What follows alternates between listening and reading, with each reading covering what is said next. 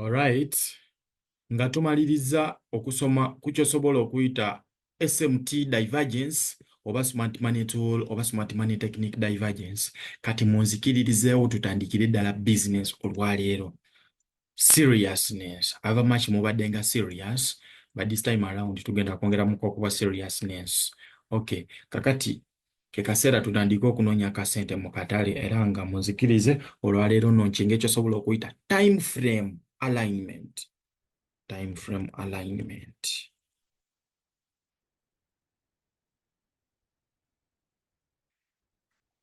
Sorry.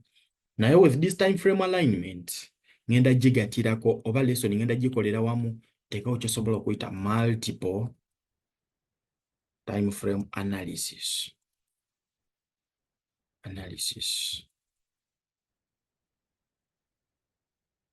Multiple time frame analysis. Kati njagala mumpulirize bulungi. Njagala mukole ki? I want you to listen carefully.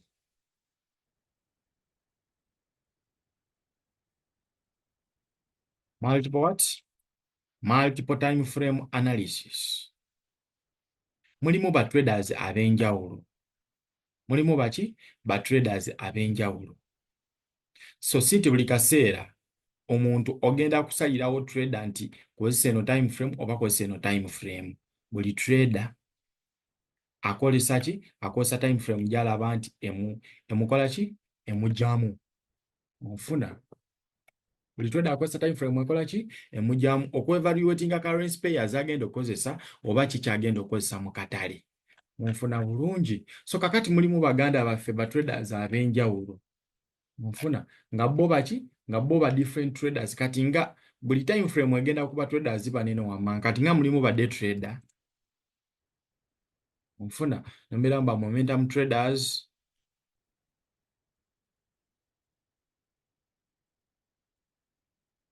Ba swing traders. Bate mubera mba ba breaker.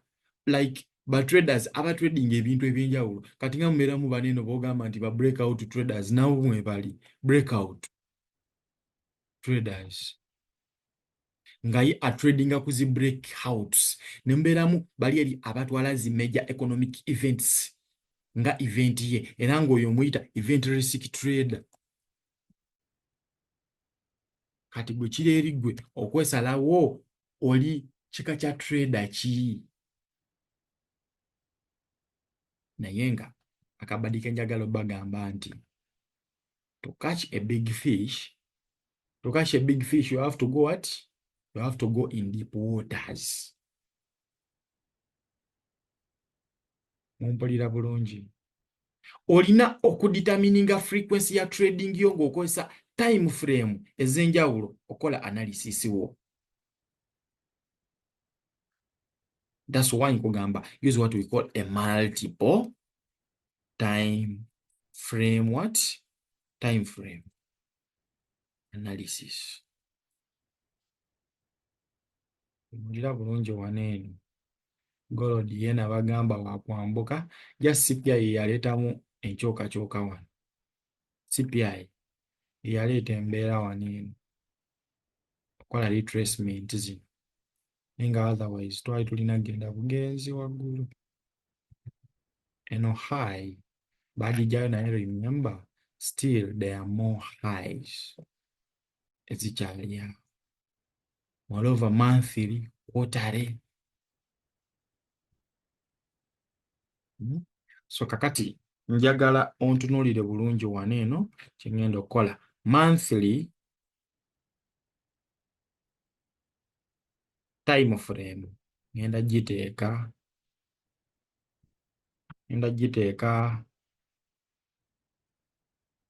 ku daily time frame. This is alignment. Weekly bino teri agenda bikuwa weekly ngiteeke naki ne 4 hour chart 4 hours daily time frame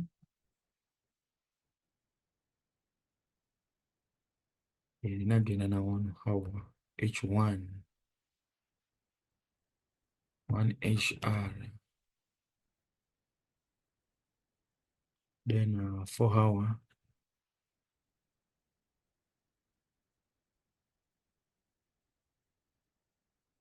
egenda na 15 minutes 15 minutes then 1 hour 1 hr 1 hr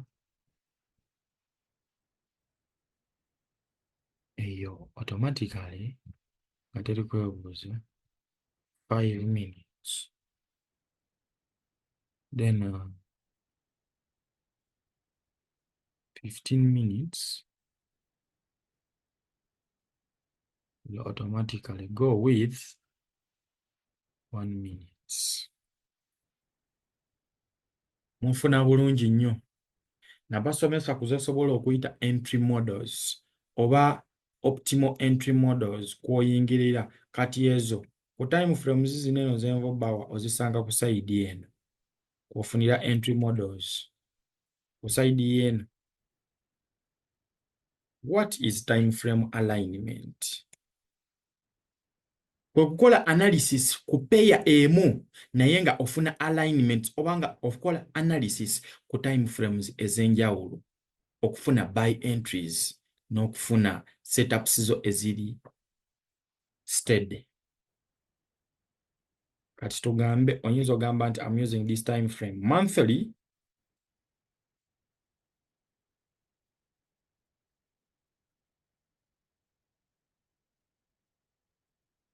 ningamba ndikozesa monthly. Bw'ova mukozesa monthly wanene owetegereza obulungi monthly genda ku weekly.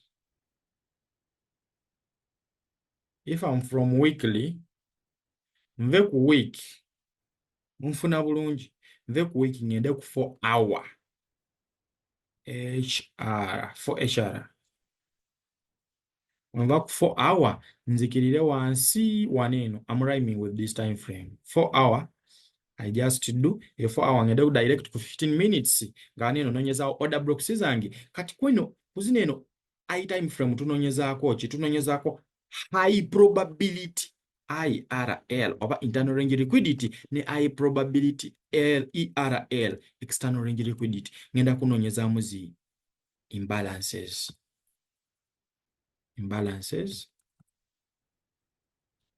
old lows ne old highs higher time frame nzire ku 15 minutes nonyeki ku 15 minutes ngenda nonyezaako order block nyinza n'okunoonyezaako price of interest however much price of interest zigwa ne mu order blocks. Kati kuli eri ku neno still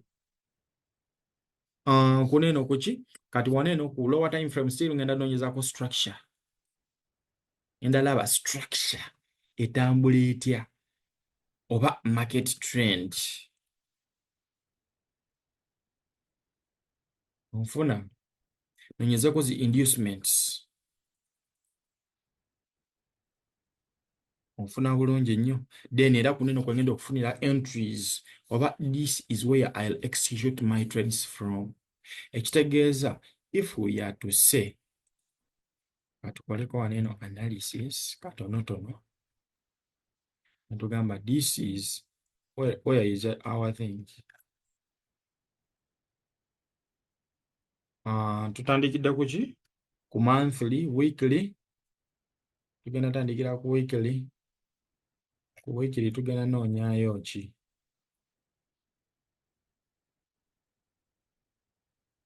range our range once again nkwata ebineno mbisembezeeko eno byonna if this is our thing weekly tugenda noonyaako ki tugenda gamba okay our low our high is here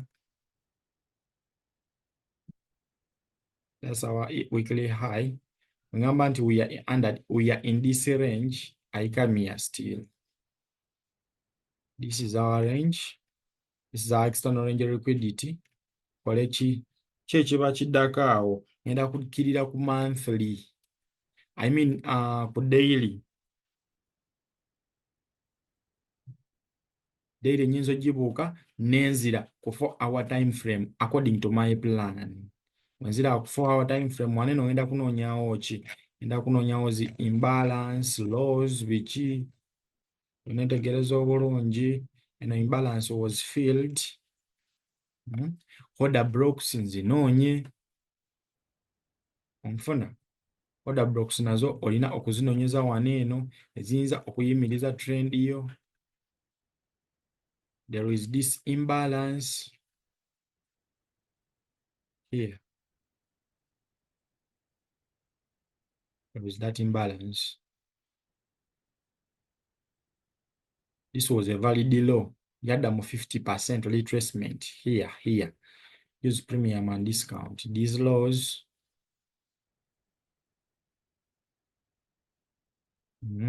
Naye kati owetegereza obulungi woli kulaba waneeno our draw on liquidity is here. Kyova laba market eri kugoba waneeno, laba waneeno kubanga this is the major liquidity aliwo kati. Omufuna. And if I'm to mark all this region, eno region yakoze nga resistance level nnyo kubanga market ebadde ng'etuuka waneeno n'egira. Nekola ki? Ne retracinga. So kati waneno okufuna entries zange ngenda kujja ku ki? 15 minutes time frame automatically. When I'm going to trade that day. Wananoonyezaawo zi order block bu imbalance bu internal range liquidity obulala obutonotono because this is minor liquidity. Nze male nkole ki? Nkiggale. Bama bakoze ki? Bamaze okukola.